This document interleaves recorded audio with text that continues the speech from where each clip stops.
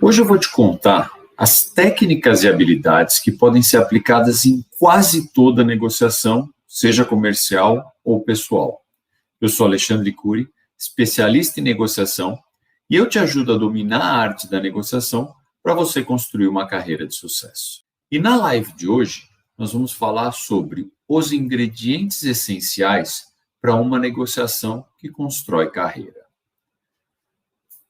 Tem uma empresa de origem inglesa chamada Hathwaite International, que fez uma pesquisa bastante ampla sobre negociação, bem interessante, por sinal.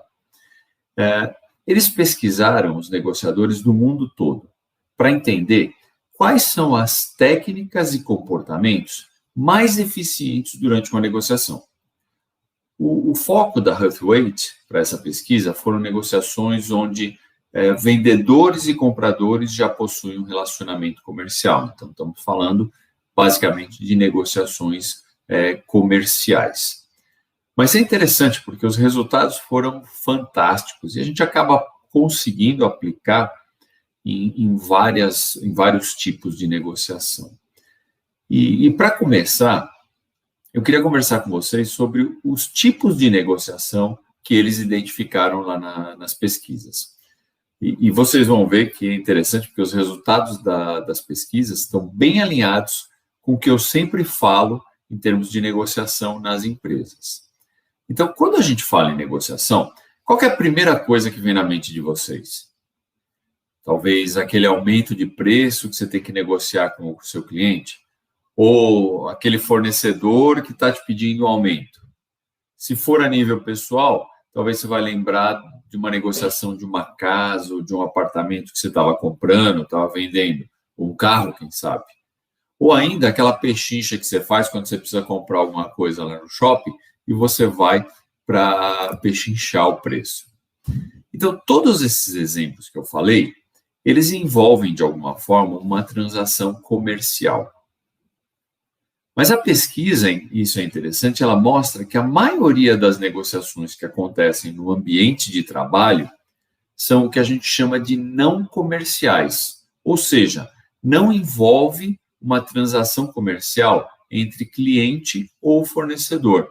São aquelas negociações internas, né, entre colegas, pares, chefes, subordinado, quando você negocia com a matriz e esse tipo de coisa. Então, por exemplo, você precisa que um colega de outro departamento produza amostras que você vai ter que entregar para o cliente.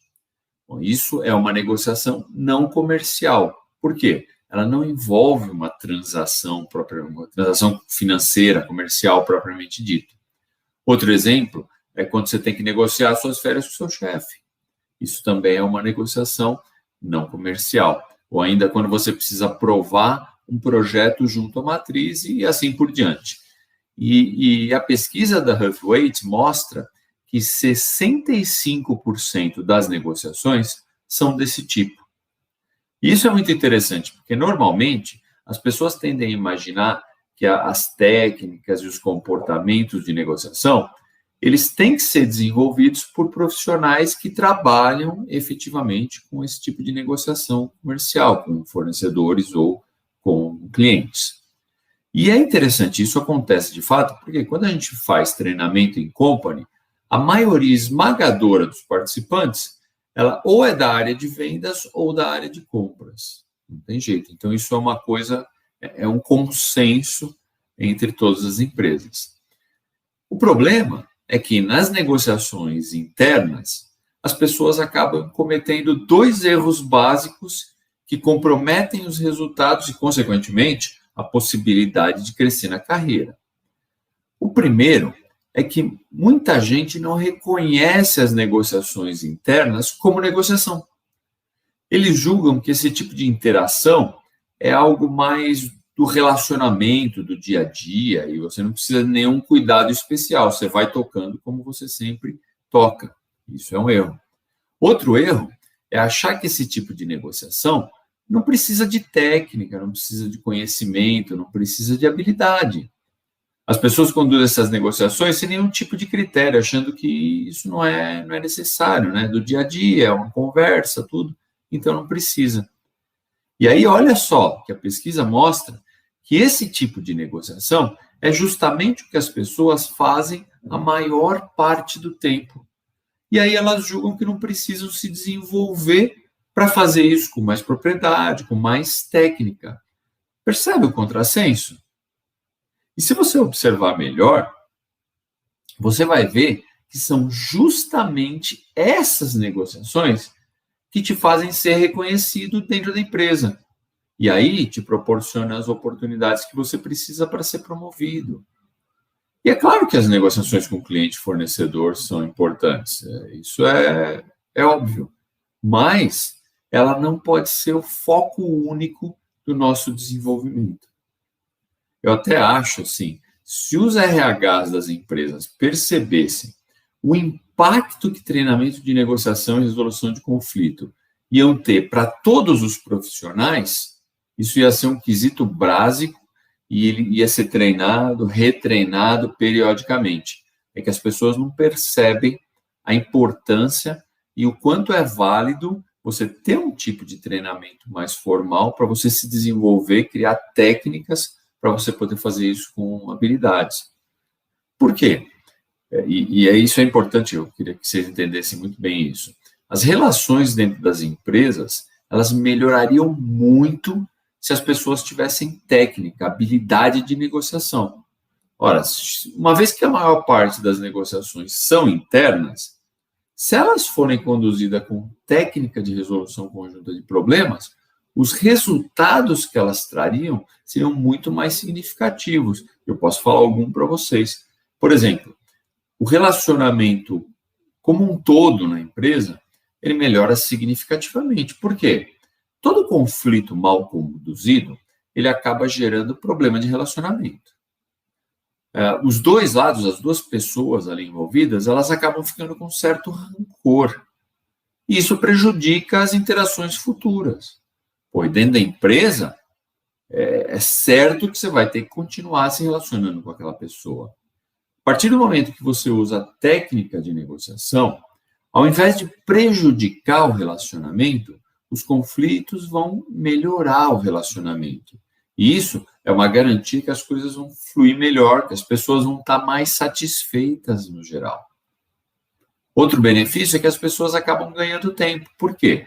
Uma negociação é sempre um processo de muitas idas e vindas. Se você conseguir reduzir essas idas e vindas utilizando técnicas, isso vai reduzir muito o tempo total do processo. E boa parte do tempo que a gente perde dentro da empresa é para fazer com que as coisas sejam feitas. Mas fazer isso sem técnica é um processo que demora, é um processo que desgasta. Um outro benefício que a gente tem é menos desgaste, menos estresse. Porque mesmo as pequenas negociações internas, elas podem ser muito desafiadoras e isso traz um desgaste ao processo. Quem não tem aquele colega de trabalho que ninguém nem queria se relacionar com ele, não queria falar com ele, não queria pedir nada, porque ele não sabe tratar as pessoas, tratar as situações que acontecem. O profissional fica mal visto quando ele não sabe gerenciar os conflitos. E aí, qual que é a chance dele crescer na carreira? Antigamente, até esse tipo de profissional era valorizado, mas hoje em dia isso acabou. Quando você domina as técnicas de negociação, você vai conseguir chegar a um resultado de uma forma mais direta e vai reduzir o nível de estresse envolvido no processo. Um outro benefício é que os acordos são cumpridos. Quantas e quantas vezes dentro da empresa a gente combina uma coisa e depois o nosso colega não cumpre? E não adianta nada você conduzir uma negociação excelente para você e depois o acordo não ser cumprido. E as técnicas de negociação é que possibilitam que esse acordo seja cumprido e o teu resultado realmente seja atingido.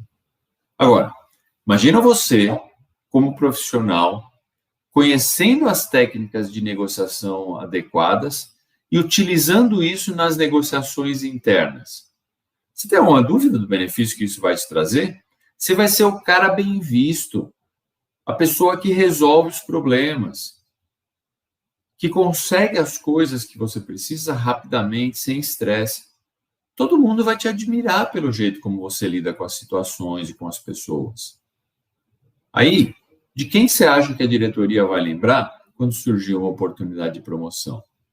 E eu vou além, porque o mercado também começa a te enxergar de uma forma diferenciada. E aí, você passa a ser desejado por outras empresas. Então, fica claro, muito claro para mim, o benefício que conhecer as técnicas certas de negociação vão fazer pela sua carreira. E você não precisa trabalhar em compras ou vendas.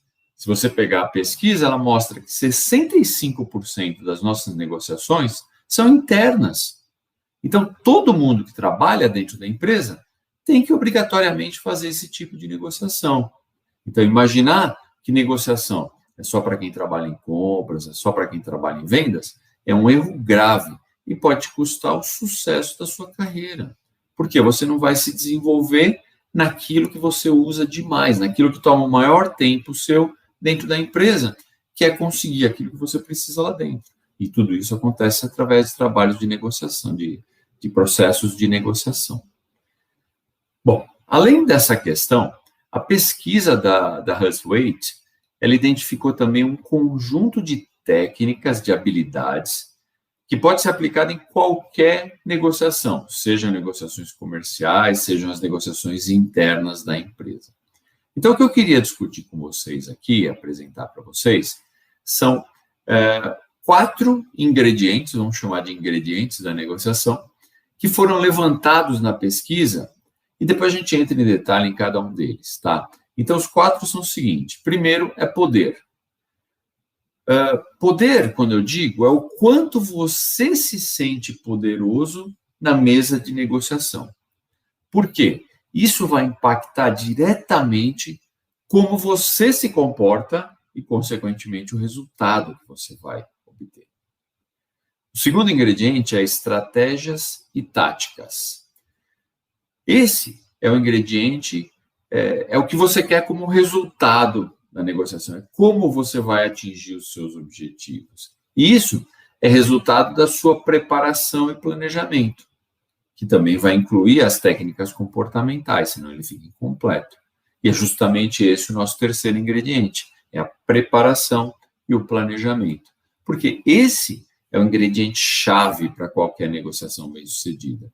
Se você pegar os melhores negociadores, eles dedicam mais tempo nessa etapa, eles focam muito mais nessa etapa do que nas discussões da negociação propriamente dita. E o quarto ingrediente que eu quero discutir com vocês hoje são as habilidades comportamentais. Por quê? A forma como você se comporta dentro de uma negociação, ela é decisiva. E existe um perfil que a pesquisa conseguiu traçar entre os negociadores mais bem-sucedidos. Vamos lá entrar nos detalhes, então, de cada um desses ingredientes? Vamos começar, então, pelo poder. Bom, quando a gente fala em poder, é importante ficar claro que eu não estou me referindo àquele poder óbvio que quando a gente fala, a gente imagina logo de cara, né? Que é mais dinheiro, mais conexão, ou uma equipe maior. Então, é aquele poder que se apresenta, o poder econômico, financeiro, que se apresenta ali em várias negociações. Não é disso que eu estou falando. O que eu estou falando aqui em poder, dentro da pesquisa da Hustwaite, é uma emoção. Nesse sentido, o que acontece? Quanto mais poderoso você se sente, mais poderoso vai ser o seu comportamento dentro da negociação.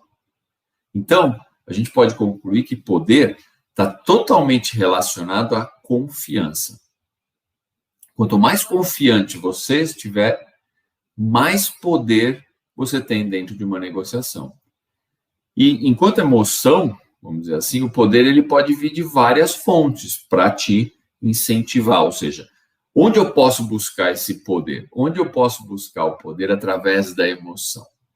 Então, o primeiro fator, quando você está buscando, que você ganha poder, que você ganha confiança, é o quanto você está caminhando para o resultado que você deseja comparado com o outro lado. O que acontece? À medida que você ganha mais confiança, que você está no caminho do resultado que você espera, você ganha mais confiança. Então, seu poder aumenta, consequentemente, fica mais fácil de você chegar no resultado. Percebem que é um ciclo positivo?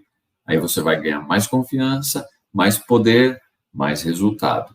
Então, o poder, nesse sentido, é a emoção.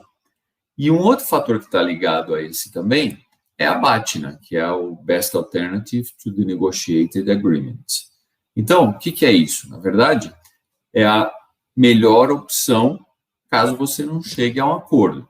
A gente já sabe, e eu falo sempre que nenhum acordo é melhor que um acordo ruim.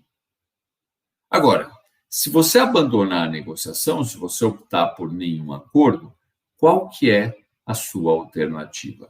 E é isso que faz a diferença. Tá? Bom, além desses dois fatores, você consegue conquistar o poder quando você faz uma preparação e um planejamento adequado. Então, esses dois ingredientes, eles estão intimamente ligados, e a gente já aproveita e já fala do ingrediente preparação e planejamento. Então, nessa fase, é onde você vai identificar as suas forças e fraquezas. E aí, você vai ter que ver como que você vai explorar as suas forças a seu favor e vai minimizar as suas fraquezas. E aí, você considera também nessa etapa as opções para o movimento que você planejou, porque você fala assim, eu vou por esse caminho. Se acontecer tal coisa, eu tenho essa opção, se acontecer outra, então você vai trabalhar essa questão das opções lá. E é importante também você investir tempo durante a preparação, o planejamento, pensando em como o outro lado deve estar pensando. Quais são as estratégias, quais são as táticas que eles podem usar e como você vai responder a elas. Então, quando você faz isso, você está muito mais bem preparado e, consequentemente, por estar mais bem preparado, você vai se sentir mais confiante. E se sentindo mais confiante, você ganha poder. E quando você tem poder, você está mais próximo do resultado que você precisa. Tem uma outra fonte de poder que é a informação. E isso é fantástico, porque quanto mais você souber do outro lado, especialmente em relação às forças e fraquezas, mais poderoso você vai ser. E aí, tem um caso interessante, que eu estava lendo hoje esse caso, ele é fantástico, ele encaixa perfeitamente aqui. O que acontece? Estava tendo uma negociação, uma empresa japonesa queria comprar uma empresa de tecnologia que estava começando ali no Vale do Silício, lá na Califórnia, nos Estados Unidos. E a empresa japonesa queria comprar. Essa empresa de tecnologia era uma empresa de dois sócios lá, né, um casal de sócios, e eles tinham vindo do absoluto nada. Eles realmente eram extremamente pobres, montaram a empresa, e a empresa acabou dando certo. E aí a empresa japonesa veio e fez uma oferta pela empresa de $400 mil. Pô, eles ficaram loucos, porque, imagina, para quem não tinha nada, para quem veio do zero, de repente vai ganhar $400 mil, pô, eles ficaram bastante animados. Mas, por sorte, eles acabaram não fechando, tal. Como eles eram ainda muito iniciantes, inocentes, eles decidiram contratar um negociador profissional para ajudar eles nessa questão. E aí é interessante, por quê? O negociador profissional veio e uma das coisas que ele fez durante a preparação, o planejamento, foi buscar informação. E ele conseguiu descobrir que a empresa japonesa que estava oferecendo para comprar essa empresa de tecnologia, ela, na verdade, não era ela que ia comprar, ela estava representando uma outra empresa que era muito maior, muito maior. Aí o que acontece? Então, ele viu que eles estavam fazendo isso para justamente tentar abaixar o preço. Sabe por quanto eles acabaram vendendo a empresa? $8 milhões, ao invés dos 400 mil que tinha sido oferecido inicialmente. Percebem como informação é poder? Então, isso é muito interessante. A informação é fantástica. E, por último, nessa questão do poder, tem uma questão que eu considero extremamente importante. Você vai se sentir mais poderoso dependendo da confiança que você tem nas suas próprias habilidades de negociação. Se você confia em você, automaticamente você ganha confiança, consequentemente ganha poder. Por isso, eu sempre falo que é extremamente importante para qualquer profissional investir no seu conhecimento, na sua habilidade. À medida que você faz isso, você passa a ganhar confiança, depois poder, você vai estar mais próximo do seu objetivo. Então, para vocês terem uma ideia, essa pesquisa mostrou que 88% dos negociadores que se sentiam mais poderosos que o outro lado antes de começar a negociação obtiveram resultados melhores que o esperado. Gente, é quase 90%. Não dá para a gente ignorar uma estatística como essa. Então, a questão que eu deixo para vocês, assim, o que você vai fazer para se sentir mais poderoso, e a questão é essa, é para se sentir, então o que você vai fazer para se sentir mais poderoso na sua próxima negociação? Eu acabei de dar um passo a passo para vocês das fontes de poder. É isso que vocês têm que buscar. E é interessante porque a pesquisa também mostra que só 19% dos negociadores que entram na negociação se sentindo menos poderoso que o outro lado conseguem um resultado satisfatório. Então, a chave para o sucesso nesse quesito, nesse ingrediente, é entender que poder não é uma questão física de dinheiro, de recurso, de gente. Não, é uma questão emocional. O que a gente precisa fazer é entender o que a gente tem que fazer para a gente se sentir mais poderoso emocionalmente antes de entrar na negociação. Isso é extremamente importante. Apareceu uma pergunta aqui, eu já vou respondendo. Tudo é uma questão de mindset? Seria isso? Sem dúvida, começa com o mindset. Por quê? Vamos imaginar que você vai negociar com uma empresa, como eu fiz tantas e tantas vezes na minha carreira, que era 20, 30, 50 vezes maior do que a sua, em termos de faturamento, por exemplo, ou mesmo em termos de pessoas. Enquanto você tem uma equipe, sei lá, de 2, 3 pessoas, você vai negociar e lá eles têm uma equipe de 30 pessoas. Então, você vai negociar, a princípio, com alguém que tem mais poder. Se você entrar na negociação achando que já perdeu, porque você vai se negociar com uma empresa muito mais forte, muito mais parruda, de fato você perdeu. E aí é uma questão de mindset. Você precisa entrar sabendo que você tem que se sentir poderoso nessa negociação. Agora, não adianta só se sentir poderoso.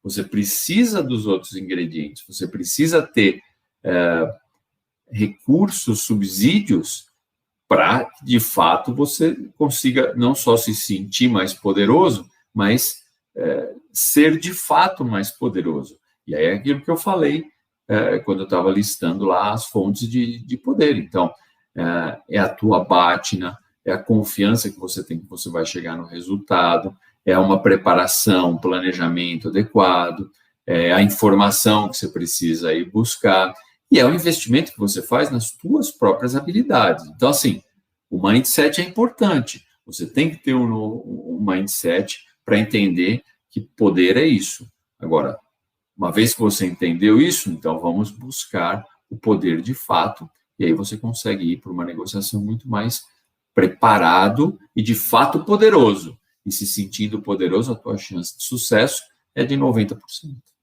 né? Que é o que a pesquisa diz para a gente.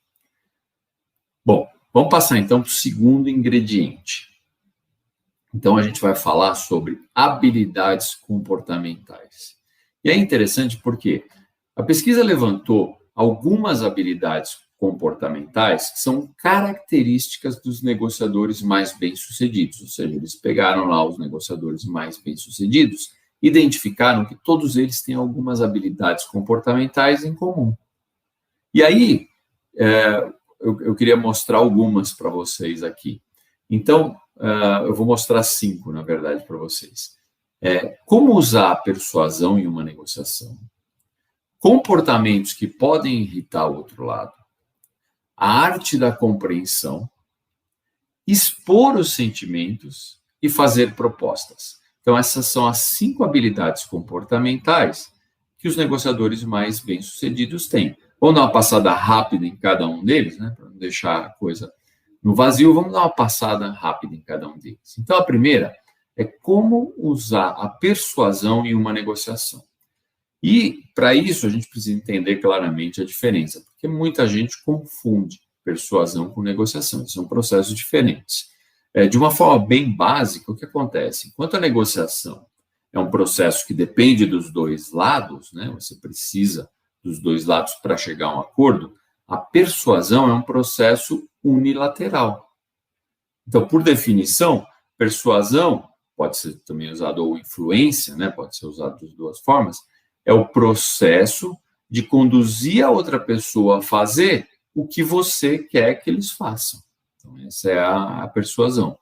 E aí, para um negociador ser bem-sucedido, você precisa reconhecer quando usar as habilidades de persuasão. E elas vão ser muito úteis no momento onde chegou num impasse na negociação. Agora, você precisa aprender como persuadir eficientemente nessas situações, não tem jeito, né? Então, a pesquisa mostra o quê? Os negociadores de sucesso, eles gastam muito mais tempo escutando a outra pessoa. Por que isso? Porque dessa forma, eles vão entender o que é valor para ela. E quando você sabe o que é valor para outra pessoa, você tem um potencial maior para persuadir ela. Você sabe o que é importante para ela, então fica mais fácil de você persuadir essa pessoa, entendeu? Então, e é interessante, eles fizeram uma pesquisa legal, que eles perguntaram para os grandes negociadores como eles distribuem o tempo em uma negociação. Isso é muito interessante. Por quê? O que deu de resultado? Dentro de uma negociação, os grandes negociadores, eles gastam 1% do tempo deles para defender a posição que eles têm. 1%, ou seja, quase nada dentro da negociação. Eles gastam 14% do tempo para apresentar o ponto de vista deles. Então, percebam, 1% defendendo as suas posições e 14% apresentando o seu ponto de vista. Então, nós temos 15% onde ele apresenta o lado dele. Agora vamos para o outro lado. Ele passa 44% do tempo pedindo para outra pessoa apresentar as ideias dela. E ele passa mais 41% fazendo perguntas para tentar explorar o que as pessoas estão pensando. Então, vocês percebem? 85% do tempo, os grandes negociadores, eles estão ouvindo a outra pessoa. Porque quando eles ouvem a outra pessoa, eles conseguem extrair o que existe de valor para ela. E quando eles têm isso na mão, eles vão conseguir persuadir com mais facilidade, eles sabem o que é valor, eles vão conseguir gerar opções que atendam os valores da outra pessoa, sem comprometer e até maximizando o seu, porque ninguém vai entrar numa negociação para chegar ao meio termo, é como eu sempre falo, meio termo é o pior resultado que você pode ter, né? Entre ter um resultado ruim como meio termo, é melhor nem negociar. Você vai para uma negociação realmente para conseguir que seus interesses sejam atendidos. Você tem que ir para uma negociação almejando aquilo que você quer. Então, a gente tem que tomar um certo cuidado nisso, né? Quando a gente fala de negociação, de encontrar o que é valor para o outro lado, de buscar negociações de ganhos mútuos, a gente tem que entender que sempre maximizando o teu próprio ganho. Isso é importante. Tem um outro comportamento que é mencionado na pesquisa como comportamento dos grandes negociadores, que são atitudes que podem irritar o outro lado. Por quê? Definitivamente, isso não é uma coisa que você quer fazer dentro de uma negociação. Por quê? Você tem um problema. Você precisa da outra pessoa para resolver esse problema.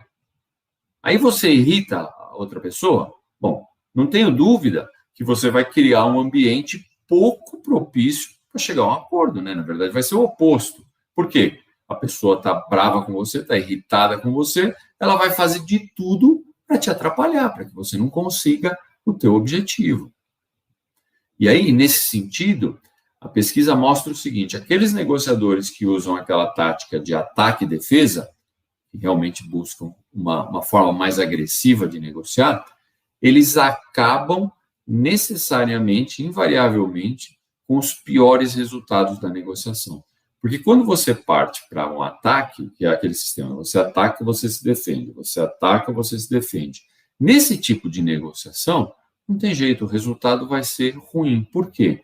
Você cria um bloqueio na outra parte. Ora, isso não faz sentido, né? Intuitivamente, se a gente precisa da outra parte para ajudar a gente a resolver um problema, a gente precisa dele do nosso lado, a gente precisa transformar ele em parceiro e não em oponente e inimigo, né? Como a gente faz numa questão de ataque e defesa. Então, e isso parece óbvio, né? Mas no momento em que as coisas esquentam, e numa negociação muitas vezes as coisas esquentam, essa é a primeira coisa que as pessoas fazem. Então, por mais óbvio que pareça, não é o que acontece na prática, porque na prática, a hora que esquentou, você vai ver as pessoas brigando, as pessoas gritando, dando porrada na mesa e não chegando a acordo nenhum, que era o que você precisa. Então, se você precisa do acordo, é uma coisa que você tem que evitar.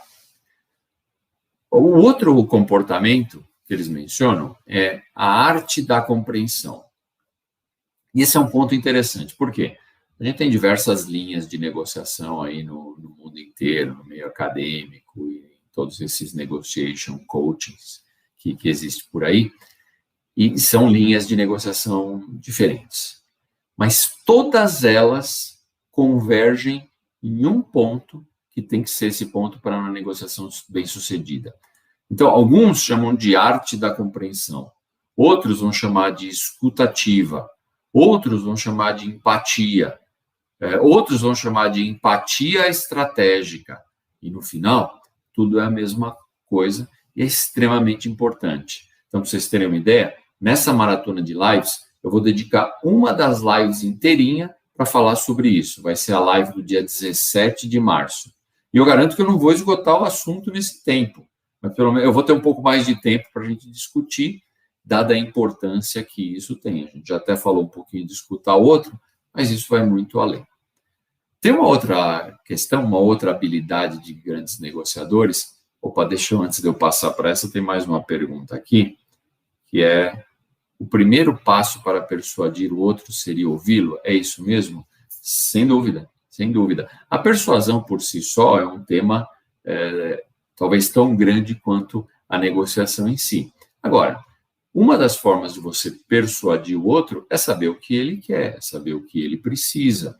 Quando você sabe isso, você consegue persuadir ele de forma mais fácil. Então, sem dúvida, ouvir o outro é o primeiro passo para persuadi-lo e para conseguir um resultado positivo dentro da negociação. Bom, a outra habilidade importante que a pesquisa mostra para a gente é a habilidade de expor sentimentos. E essa eu sei que é uma habilidade polêmica. Por quê? O que acontece? As pessoas, e a pesquisa mostra isso, tá? A pesquisa mostra que apenas 20% dos negociadores expõem de fato o seu sentimento. E quando eu falo expor de fato o seu sentimento, eu quero dizer, por exemplo, você falar um negócio assim: cara, eu estou desapontado com a tua reação, eu estou frustrado com a sua proposta.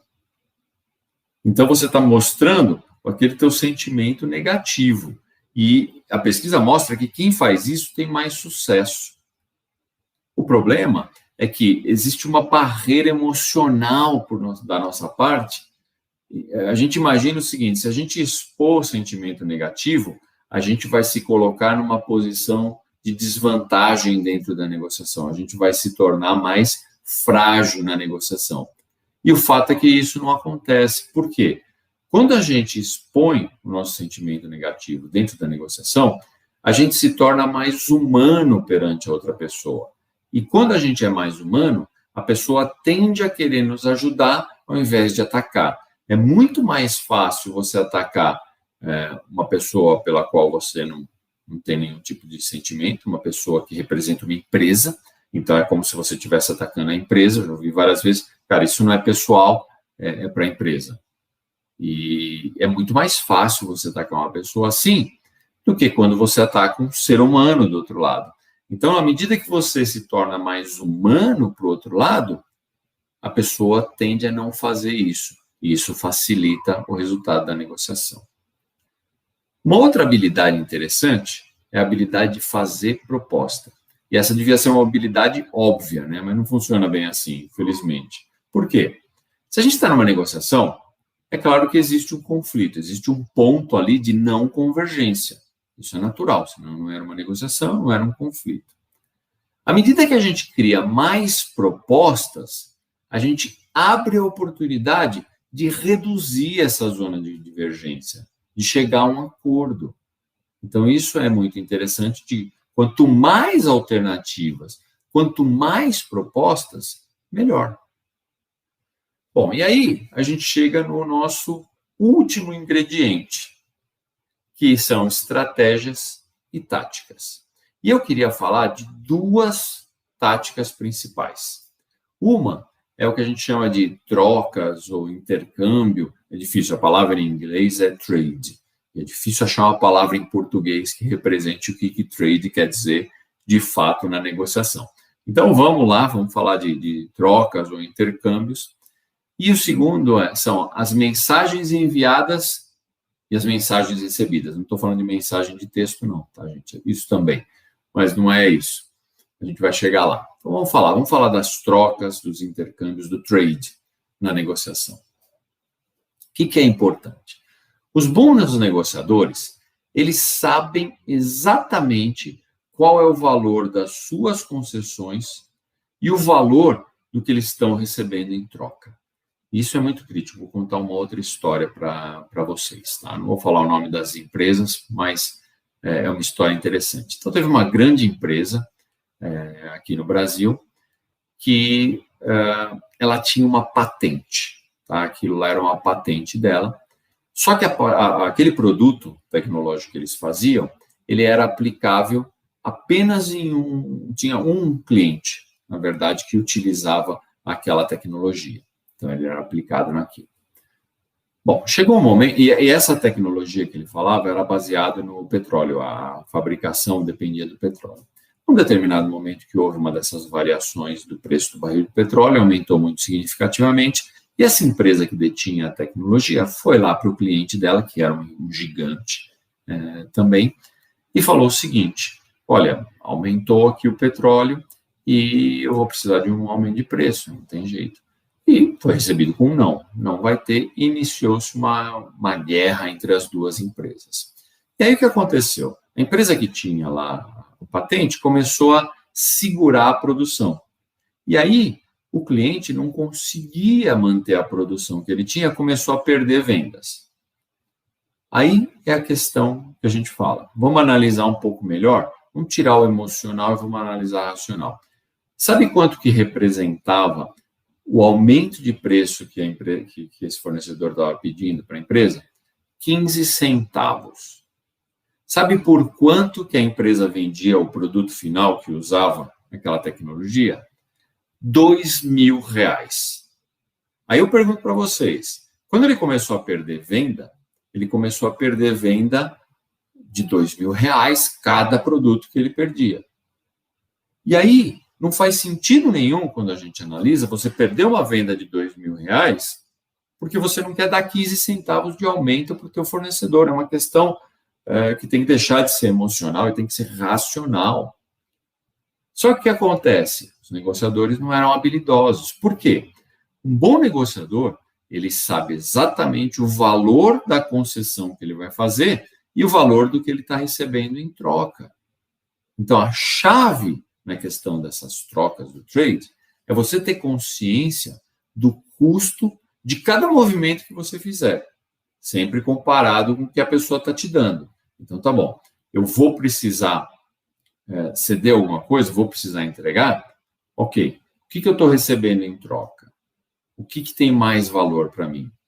Porque dentro de uma negociação, você tem que buscar opções que têm baixo valor para você, mas alta importância para o outro lado, e vice-versa. Quando você consegue identificar esses pontos, que a gente chama de pontos de alavancagem, fica muito mais fácil fechar um acordo de ganhos mútuos e fica muito mais fácil você chegar no resultado que você precisava. A segunda questão são aquelas mensagens, as mensagens enviadas e recebidas. A comunicação é um ponto-chave dentro de qualquer negociação por uma infinidade de aspectos. Aí a gente não vai entrar em todos os aspectos aqui. Mas se assegurar que o outro lado entendeu exatamente a mensagem que você está enviando e que não existe espaço para mal-entendidos, é fundamental. E os negociadores bem-sucedidos são aqueles que tomam cuidado com isso, que prestam atenção nas mensagens que eles estão enviando durante uma negociação. E mais, como a outra pessoa está recebendo. Então, uma boa dica nesse sentido é como iniciar a negociação. Porque os negociadores bem-sucedidos, eles tendem a iniciar as discussões por um tema que tenha pouca discussão. Tem ali uma convergência, mas ele sabe que ele vai fechar aquele tema de uma forma mais fácil. Ele vai chegar de uma forma mais rápida. E aí, ele vai migrando aos poucos para os pontos de maior divergência. E as pessoas que fazem isso chegam no final com um percentual de sucesso muito maior do que aquela negociação, aquele negociador, que já começa no pior ponto que tem da negociação. Ele fala, olha, vamos resolver esse que é o pior, e depois o resto fica mais fácil. É justamente ao contrário. A gente tem que iniciar com os mais fáceis e ir construindo um processo para quando a gente chegar no mais difícil, isso ficar mais fácil. Porque iniciar uma negociação dessa forma, ela acaba gerando um clima onde os dois lados sentem que podem trabalhar junto e resolver as diferenças. Então, quando você chega num ponto mais complicado, num assunto mais desafiador, isso fica mais fácil. Você tem que tomar cuidado nessa questão das mensagens também, com as mensagens implícitas que você passa para o outro lado. Vamos imaginar que você começa uma negociação dando um desconto de 4%. Aí, dali a pouco, você muda para 7%. Em seguida, você muda para 9%. Qual que é a mensagem que você está passando? Porque o que o outro lado vai entender é que claramente existe um espaço para ele puxar mais. E aí vem pressão em cima de pressão. Por quê? Quando você faz essas alterações durante a negociação, você perde a credibilidade. E perder a credibilidade dentro de uma negociação é muito grave. Então, o que você precisa fazer? Sempre que você vai alterar uma proposta, você precisa ter uma razão que você consegue sustentar para cada movimento que você vai fazer. Dessa forma, você consegue garantir que a sua credibilidade permaneça intacta, e isso é extremamente importante dentro da negociação. Bom, então esses eram os pontos que eu queria abordar dentro dessa pesquisa. A pesquisa é muito mais ampla, mas dentro do tempo que a gente tem aqui, esses são os pontos principais que eu acho que vão fazer bastante diferença para vocês. E o que eu queria fazer agora é abrir para dúvida. Acabei já respondendo algumas dúvidas aí durante a live, mas vamos ver se não tem mais alguma dúvida aqui. Deixa eu dar uma olhada aqui.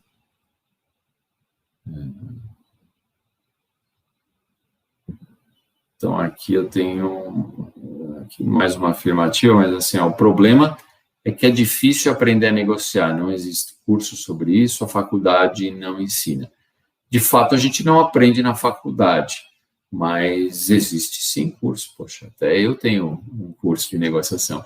É que a questão dos cursos, que a gente tem que tomar um certo cuidado, é o que o curso está te trazendo, né? O que de fato, qual que é o conteúdo que você tem dentro daquele curso, como ele pode te agregar, não no sentido de te ensinar alguma técnica de negociação que você vai usar com o seu cliente, mas que seja uma coisa muito mais ampla, que te traga realmente propriedade para que você se desenvolva e você possa usar aquilo em qualquer negociação e não ficar fixo em uma ou outra negociação.